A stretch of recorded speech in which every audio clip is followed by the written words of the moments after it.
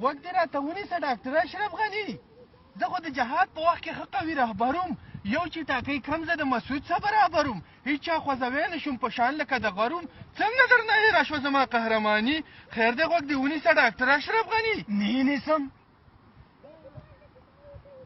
زه ناخلم ستا د سرحدونو وزارت، زه ناخلم زه په خارج ملک سفارت، زه ورځمه کوم د امریکا سره صحبت، والله چې یم په دې کې زه د سره تاواني.